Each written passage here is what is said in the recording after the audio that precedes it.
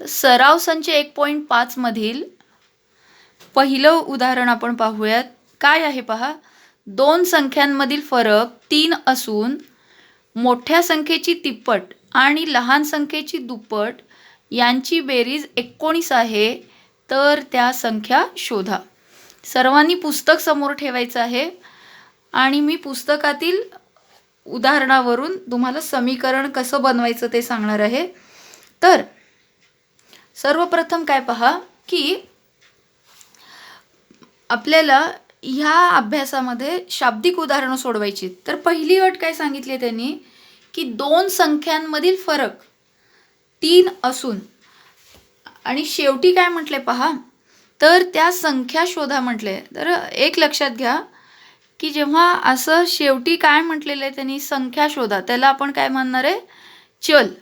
मग आता त्या संख्या म्हणजे दोन संख्या आहेत, मग एका संख्येला आपण x मानूयात आणि दुसरीला y.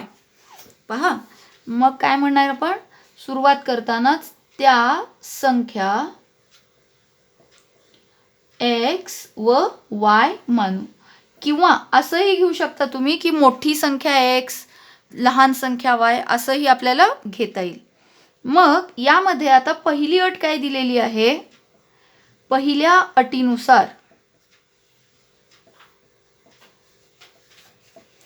पहिली अट आपल्याला काय दिली पहा की दोन संख्यांमधील फरक हा 3 आहे. म्हणजे यातला फरक आपल्याला 3 दिलाय. समजा मी x ला मोठं मानले तर x वजा y हा फरक दिलेला आहे 3. तर हे झालं आपलं समीकरण 1 पहिल्या अटीवरून. असंच दुसरी अट काय दिली आपल्याला, दुसऱ्या अटीनुसार वाचायचं आपण. उदाहरणामध्ये ते वाक्य वाचलं की आपल्याला लक्षात येईल काय म्हटलेलं आहे की मोठ्या संख्येची तिप्पट. आता यामध्ये आपण मोठं कुणाला मानलेलं आहे पहा, x. मग तुम्ही असं घ्या किंवा इथं मोठी संख्या x मानू आणि लहान संख्या y असं घेतला तरीही चालेल. आता मोठ्या संख्येची तिप्पट म्हणजे काय म्हणणार आहे, 3x. 3x म्हणून चिन्ह करा, 3x आणि लहान संख्येची दुप्पट म्हणजे y ची दुप्पट म्हणजे 2y यांची बेरीज ही किती आहे, 19. तर हे झालं आपलं समीकरण 2. एकदा समीकरण मिळालं की आपल्याला उदाहरण सोडवणं काही अवघड नाहीये, कारण आपण आतापर्यंतच्या सर्व अभ्यासांमध्ये अशी उदाहरणं सोडवायचं शिकलेलो आहोत. तर हे दोन अटी आणि दोन समीकरणं कशी मिळवायची ते कळालं का सर्वांना. फरक म्हटला म्हणून वजाबाकी घेतली आणि इथं तिप्पट आहे, मोठ्याची तिप्पट आणि लहानाची दुप्पट यांची बेरीज 19 आहे. म्हणजे जे दिलेलं आहे ते फक्त आपल्याला गणिताच्या भाषेमध्ये म्हणजेच या पायरीच्या स्वरूपात आपल्याला लिहायचं आहे. तर हे सोडवायचं आहे. सोडवायचं असेल तर आपण शिकलेलं आहे की एका चलाचा लोप करून किंवा निश्चयकाच्या पद्धतीनं, आलेखाच्या पद्धतीनं तर आता इथं आपण सोडू शकणार नाही. आणि शेवटचं ह्या 3 पद्धती की हे 2 पैकी आपण सोडवणार आहे. एक तर निश्चयकाच्या पद्धतीने सोडवा किंवा सहगुणक समान करून. तर इथं लक्षात येतं का पहा तुम्हाला, याचा सहगुणक इथं y चा 1 आहे आणि दुसऱ्या समीकरणात 2 आहे. लहान सहगुणक बघायचे म्हणून सांगितले होते मी. त्यामुळं मला इथं जो 2y आहे, इथं पण 2y जर मिळवले मी तर वजा 2y अधिक 2y लोप होतील. म्हणजे या पहिल्या समीकरणाला मला कितीनं गुणावं लागेल, जर मला y चा लोप करायचा असेल तर पहिल्या समीकरणाला 2 ने गुणावं लागेल. म्हणजे 2 गुणिले समीकरण 2. तर बघा याचा अर्थ कळतो, ही संख्या आहे आणि हे समीकरणासाठी मी इथं वर्तुळ काढलेलं आहे. मग आपण गुणूयात, समीकरण 1 ला 2 ने गुणूयात. आता समीकरणाला गुणायचं म्हणजे त्याच्या प्रत्येक पदाला आपण गुणत असतो आणि हे सर्व मी तुम्हाला सराव संच 1.1 च्या आधी जेव्हा 2 चलातील रेषीय समीकरणे त्याचा जो पहिला व्हिडिओ आहे त्यामध्ये सांगितलेला आहे.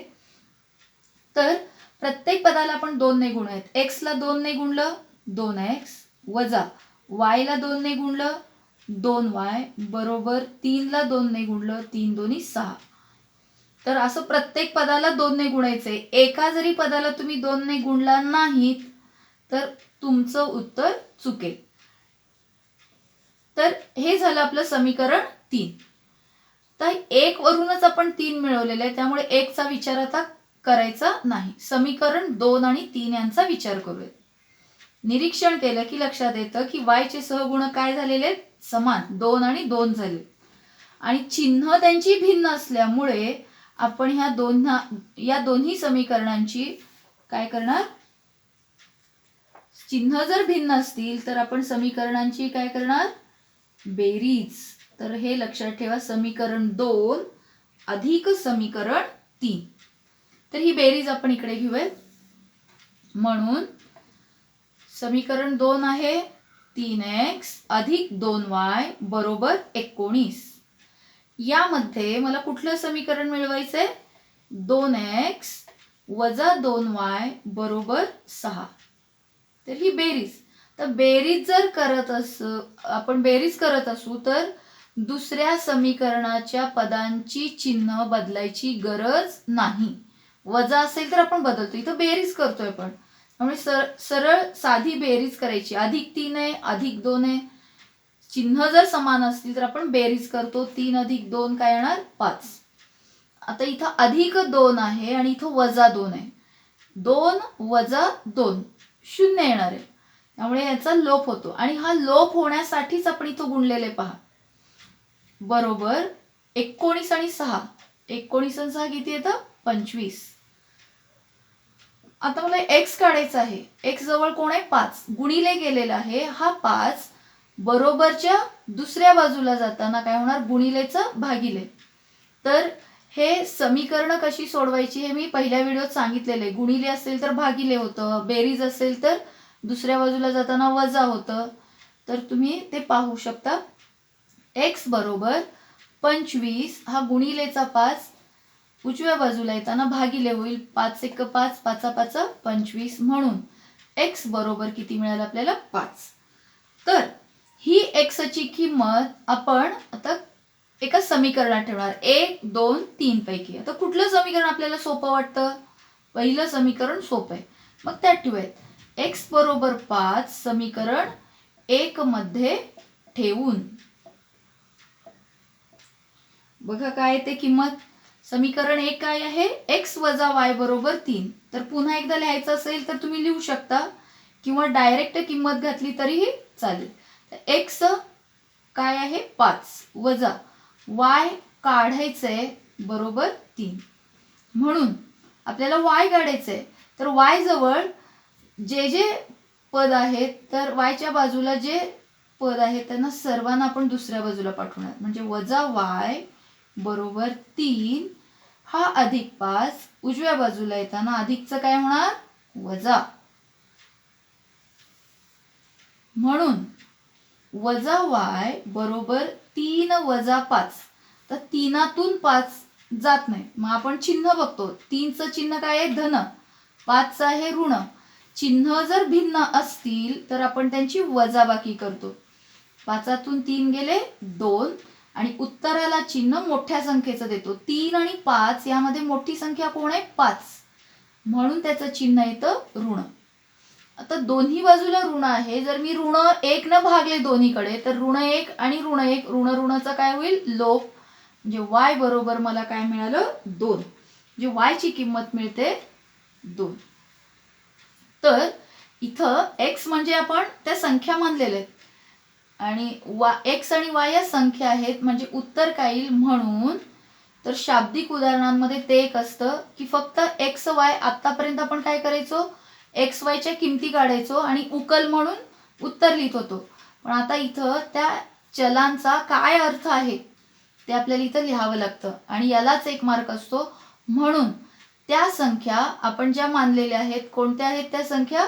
x व y. आणि x व y म्हणजेच x किती आहे? 5 व 2. तर हे झालं आपलं उत्तर.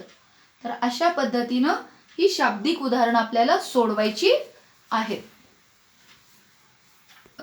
दुसरा प्रश्न आहे, कृती पूर्ण करा. आयत दिलेला आहे. या आयताची लांबी आणि ही रुंदी आहे. तर आपल्याला माहिती आहे आयत जर असेल तर त्याच्या समोरासमोरील बाजू काय असतात? समान.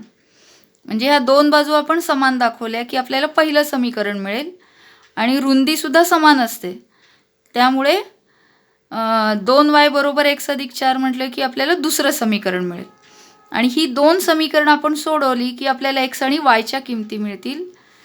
x आणि yच्या किमती जर आपण इथे ठेवलो की इथं लांबी मिळेल आणि रुंदी मिळेल. आणि या लांबी आणि रुंदीवरून आपल्याला क्षेत्रफळ आणि परिमिती काढायचे. तर इथं मी आयत आहे म्हटल्यानंतर इथं हे जे चित्र आहे तर ते आयताचं आहे. म्हणजे अशा पद्धतीने आपल्याला क्षेत्रफळ आणि परिमिती काढायचे. तर आपण आता ही कृती पूर्ण करूया. तर पहिली अट जी त्यांनी दिली आहे की समोरासमोरील बाजू समान आहे, तर 2x अधिक y अधिक 8 ही लांबी 4x वजा y इतकी आहे असं त्यांनी सांगितलेलं आहे. तर ह्याला आपण आपल्या नेहमीच्या एक सामायिक समीकरणाच्या सामान्य रूपात आणूयात. आणि एक सामायिक समीकरणाचं सामान्य रूप आपल्याला माहिती आहे, ax अधिक by बरोबर c किंवा अधिक c बरोबर 0 किंवा बरोबर c असं लिहिलं तरी चालेल. तर या स्वरूपात आपल्याला पहिल्यांदा लिहावं लागेल. इथं जर आपण पाहिलो तर 2x चे पद आहेत, 2y चे पद आहेत, त्या सर्वांना आपण एका बाजूला घेऊयात आणि स्थिर पदांना दुसऱ्या बाजूला. म्हणजे काय होईल पहा समीकरण. म्हणून 2x हा अधिक 4x बाजू बदलला, बघा लक्षात ठेवा, बरोबरच्या डावीकडे किंवा उजवीकडे असेल आणि त्याची जर आपण बाजू बदलत असू तर बाजू बदलली की त्या संख्येचं चिन्ह बदलतं. जसं आपण मागही सांगितलेलं आहे मी मागच्या व्हिडिओमध्ये पण की पक्ष बदलला की BJP आहे आणि काँग्रेस आहे, जर पक्ष बदलला एखादा नेता तर त्या नेत्याचं नवीन पक्षाचं चिन्ह त्याला वापरावं लागतं. तसं इथं सुद्धा पक्ष किंवा बाजू बदलली की ह्या संख्येला चिन्ह बदलावं लागतं. 2x हा अधिकचा काय होणार वजा 4x. आता y ची पद एकत्र करूयात. अधिक y हा वजा y डावीकडे येताना अधिक y होईल आणि हा अधिक 8 मी जर उजवीकडे पाठवले तर वजा 8. याला सोपं रूप द्या. 2x वजा 4x वजा 2x अधिक y काय सहगुणक नाही म्हणजे एक असतो. 1 आणि 1 काय होणार अधिक 2, कारण दोघांचे चिन्ह काय आहेत समान, बेरीज होईल बरोबर ऋण 8. आता याचं परत निरीक्षण केलं आपण तर आपल्या लक्षात येतं पहा इथं 2 आहे, 2 आहे, 8 आहे. ह्या समीकरणाला अजून आपण छोटं करू शकतो. जर मी प्रत्येक पदाला 2 ने भागले म्हणजे ह्या समीकरणाला किती न भागणार 2 न भागणार. तर समीकरणाला 2 ने भागून म्हणजे काय असतं की समीकरणातल्या प्रत्येक पदाला आपल्याला 2 ने भागूया. आता 2 न भागण्याऐवजी इथं ऋण आहे, इथं पण ऋण आहे, म्हणून आपण काय करूयात ऋण 2 ने भागूया.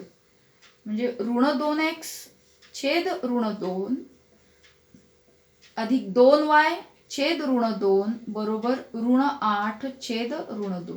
पाहिलं प्रत्येक पदाला आपण किती न भागलं ऋण 2 ने. आता लोप करूयात. ऋण 2 अंशस्थानीय छेदस्थानीय ऋण 2 1 ऋण 2.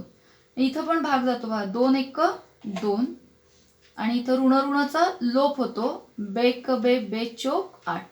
म्हणजे राहतं काय पहा इथं ऋण ऋणाचा लोप झाला फक्त x राहिलं 1x आहे आणि इथं अधिकचं काय होणार वजा फक्त y राहिलं बरोबर हे पण ऋण ऋण गेले 4. म्हणजे हे झालं आपलं पहिलं समीकरण. काय मिळालं x वजा y बरोबर 4. आता असंच आयताच्या रुंदी घेऊयात आपण. रुंदीमध्ये काय दिलेलं आहे पहा की x तर दुसरी अट लिहिणार आहे आपण x अधिक 4 बरोबर 2y. यालाही कारण काय म्हणणार आपण आयताच्या सम्मुख बाजू.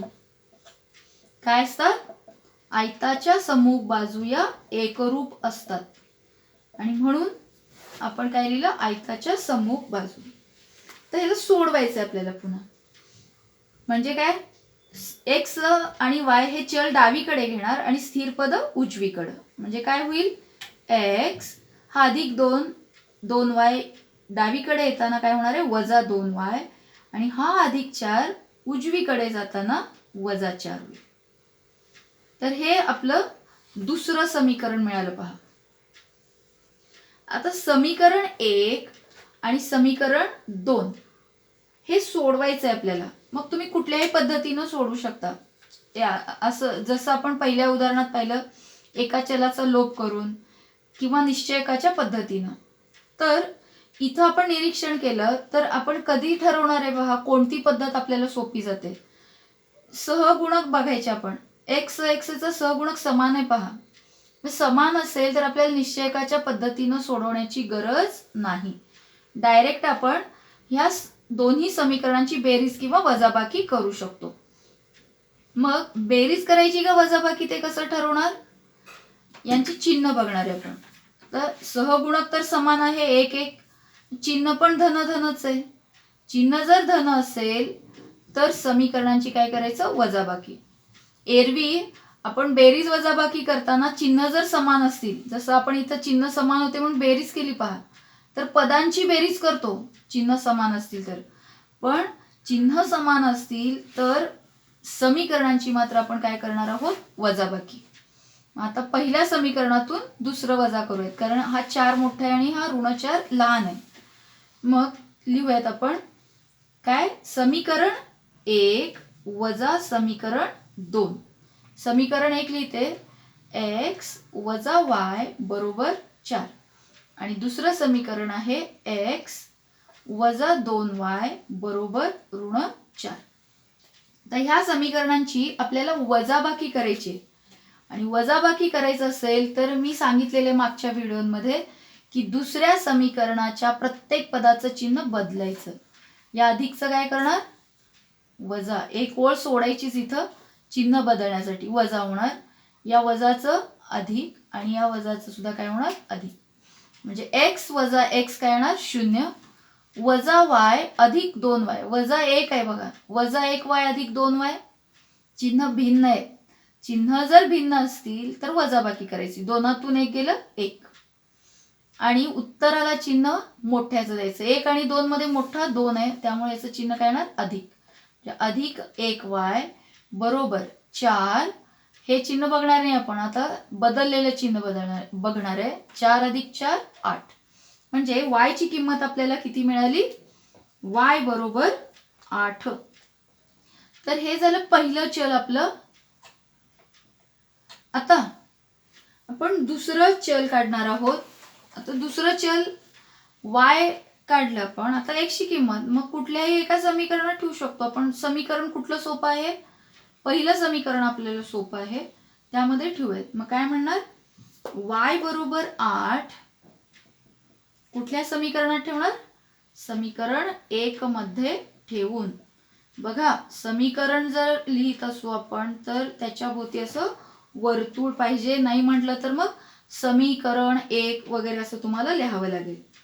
मला किंमत ठेवूयात आपण. x काय आहे समीकरण? x वजा y बरोबर 4. ह्या समीकरणात y ची किंमत 8 ठेवणार आहे. म्हणजे x वजा y ची किंमत 8. सोडवा मग. x बरोबर 4. हा ऋण 8. आता त्याची बाजू बदलतोय. डावीकडून उजवीकडे यायला की त्याचं चिन्ह बदलेल, तो अधिक होईल. म्हणजे x बरोबर 8 आणि 4 किती येणार? 12. तर ही मिळाली आपल्याला x ची किंमत. आता x आणि y मिळालं. आपल्या प्रश्नात काय म्हटलेलं आहे की आपल्याला x आणि y च्या किमती काढा, हा एक भाग आहे, आणि दुसरं क्षेत्रफळ आणि परिमिती काढा म्हटलंय. मग आता आयताची क्षेत्रफळ आणि परिमितीची सूत्र आपल्याला माहित असायला पाहिजे. मग आयताच्या क्षेत्रफळाचं सूत्र काय आहे?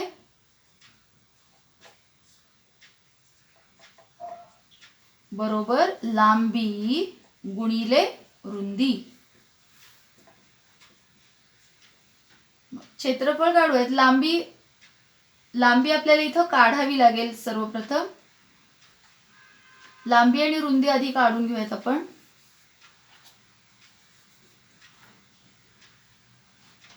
लांबी बरोबर, तर लांबी हे दोन्ही होत्या. मग सोपं कुठली आहे लांबी? 4x वजा y. या स्वरूपातली लांबी सोपी आहे. सोडूयात आपण. 4 गुणिले x ची किंमत किती आहे 12 वजा y ची किंमत आहे 8. सोडूयात मग. 12 चौक 48 वजा 8. 48 वजा 8 किती येतं 40. म्हणजे लांबी मिळाली आपल्याला 40. आणि असंच आता रुंदी काढायची आहे. रुंदी काढण्यासाठी आपल्याला दिलेलं आहे पुस्तकात पहा. रुंदी काय आहे 2y. इथे पहा 2y आणि x अधिक 4. कुठलं सोपं जातं यातलं ते घेऊ शकता तुम्ही. 2y घेऊयात आपण. रुंदी बरोबर 2y बरोबर 2 गुणिले y ची किंमत आहे 8. म्हणजे रुंदी किती मिळाली 2 16. तर एक मिनिट 2 16. तर ही रुंदी आपल्याला घ्यायची आहे. आणि पहिल्यांदा काय काढायचं आहे क्षेत्रफळ.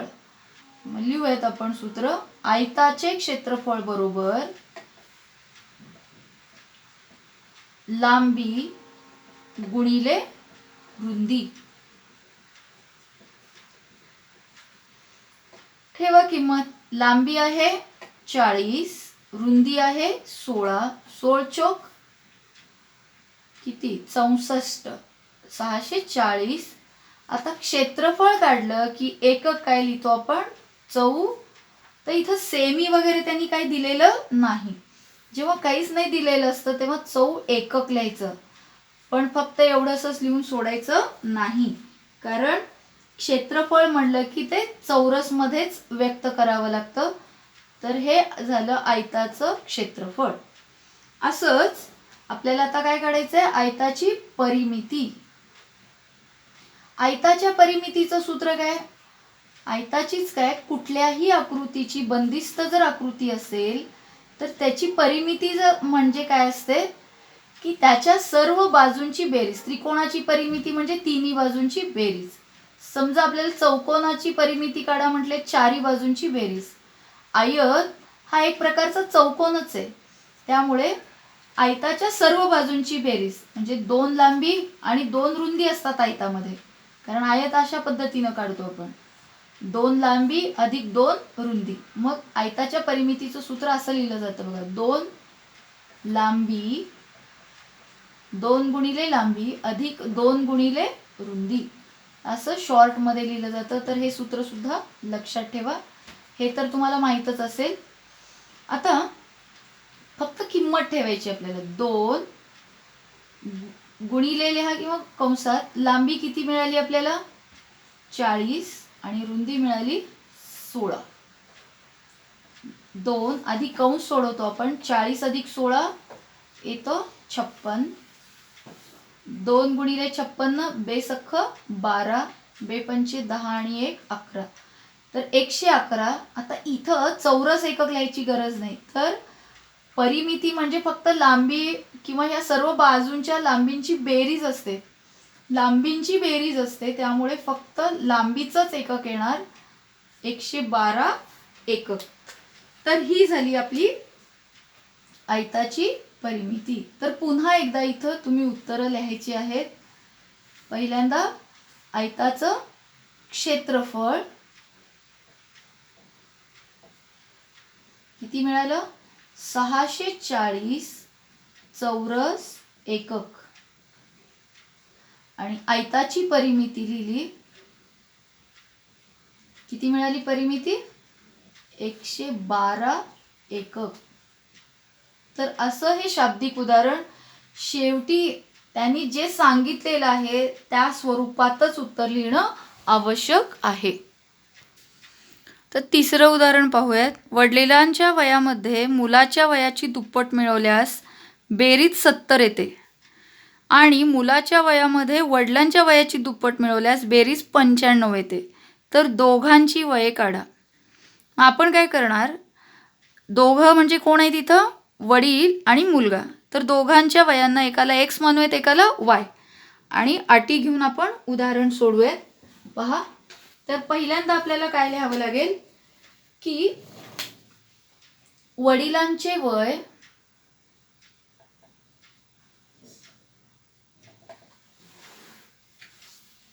बरोबर एक्स वर्षे मानू. ऍक्च्युली त्यांनी वर्षे वगैरे दिलं नाही, वर्षे तुम्ही काही मानू शकता.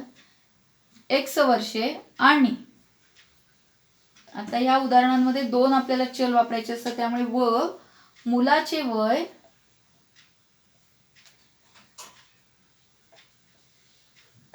बरोबर वाय वर्षे मानू.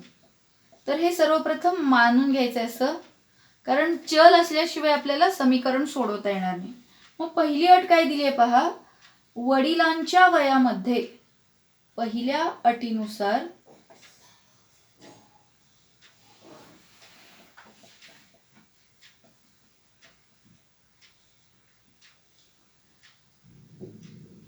वडिलांच्या वयामध्ये मुलाच्या वयाची दुप्पट मिळवायची. म्हणजे वडिलांचं वय आहे एक्स. बघा जे वाक्य दिलेलं आहे त्यानुसार आपल्याला भरायचंय. काय म्हटलेलं आहे, वडिलांच्या वयामध्ये, वडिलांचं वय आहे एक्स, त्यामध्ये मुलाच्या वयाची दुप्पट मिळवली. मुलाचं वय आहे वाय, तर याच्यामध्ये याची दुप्पट केली आणि हे मुलाच्या वयाची दुप्पट कुणामध्ये मिळवायची, वडिलांच्या वयात असता बेरीज किती मिळते, 70. तर हे आपल्याला पाहिजे असलेल्या स्वरूपातलं समीकरण आहे पहा, एक्स वाय डाव्या बाजूला आणि स्थिर पद उजव्या बाजूला. तर हे झालं आपलं समीकरण 1. आता दुसरी अट काय आहे पहा, तर तुम्हाला परीक्षेत सुद्धा असं लिहावं लागेल, पहिल्या अटीनुसार काय समीकरण मिळालं तुम्हाला आणि दुसऱ्या अटीनुसार काय. तर हे दोन्ही वाक्य लिहिणं आवश्यक आहे. तर दुसऱ्या अटीनुसार आपल्याला समीकरण काय आहे पहा, मुलाच्या वयामध्ये, तर मुलाचं वय काय आहे वाय, ह्या वयामध्ये वडिलांच्या वयाची दुप्पट मिळवली. वडिलांचं वय आहे एक्स, त्याची दुप्पट म्हणजे काय होणार 2x. तर मुलाच्या वयामध्ये वडिलांच्या वयाची दुप्पट मिळवली, मिळवली म्हणजे बेरीज असता बेरीज किती येते 95. तर हे सुद्धा पुन्हा एक्स वाय एका बाजूला आहे आणि स्थिर पद दुसऱ्या बाजूला. आता हे समीकरण आपण सोडवू शकतो. मग कुठल्याही पद्धतीने आपल्याला ते सोडवता येईल, एक तर चलाचा लोप करून किंवा निश्चयकाच्या पद्धतीने, कुठल्याही पद्धतीने सोडवता येईल आपल्याला. तर मी काय करते, इथे 70 आहे पहा, सहगुणक एक्स आहे. आता इथं एक्स 1 आहे, सहगुणक इथं 2 आहे आणि इथं 1 आहे 2 आहे. मग कुठल्याही समीकरणाला मी 2 ने गुणलं, समजा याला 2 ने गुणलं तर 2x होईल आणि याला गुणलं तर 2y समान होईल. पण इथं 2 न गुणलं की संख्या मोठी येईल, इथं सहज गुणता येतं मला 2 ने. म्हणून मी काय करते, समीकरण 1 ला किती न गुणणार आपण, 2 ने गुणून.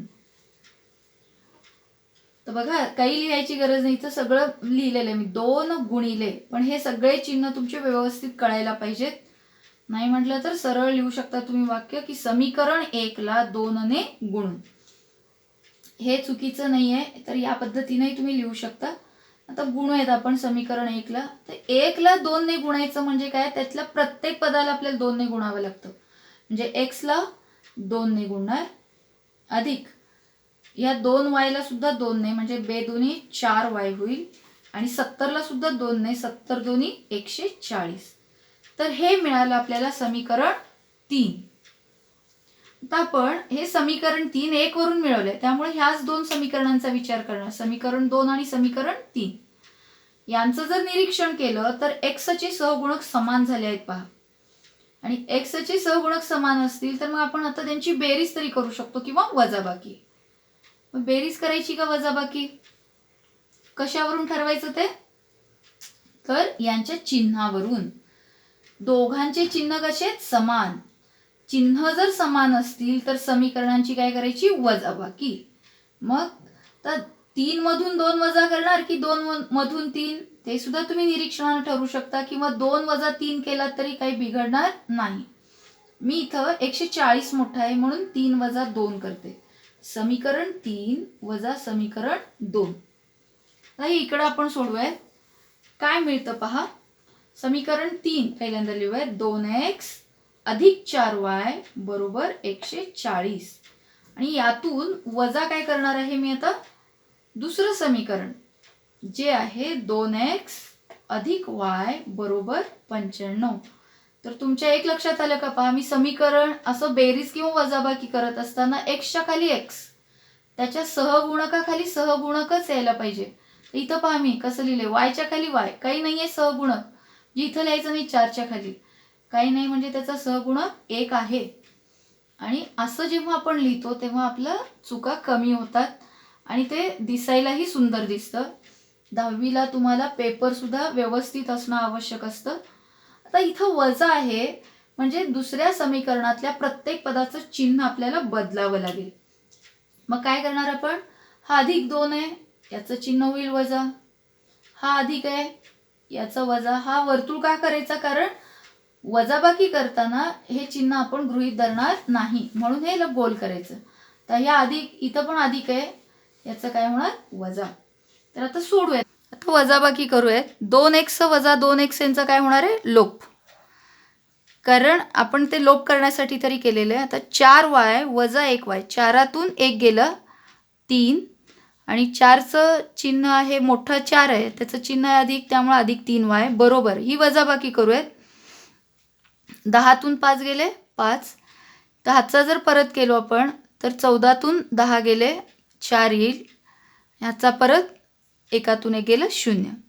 आपल्याला y काढायचं आहे. y बरोबर 45 भागिले, हा गुणिलेचा 3 काय होणार आहे भागिले 3, कारण बाजू बदलला पाहतो. 3 1 3, 3 5 15, म्हणजे 15 त्रिक 45 आपल्याला माहिती आहे पाढा, म्हणजे y ची किंमत मिळाली 15.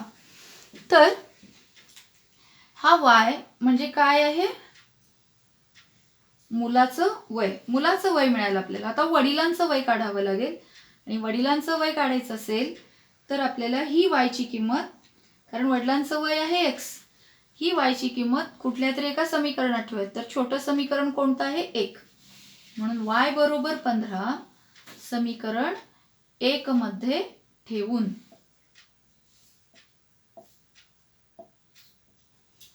मग ही किंमत ठेवूयात आपण. समीकरण काय आहे ते लिहूयात प्रथम.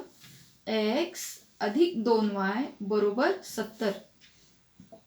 ह्या समीकरणात आता y ची किंमत ठेवूयात 15. x अधिक 2 गुणिले, आता 2 गुणिले y असते त्यामुळे गुणिले y ची किंमत आहे 15 बरोबर 70.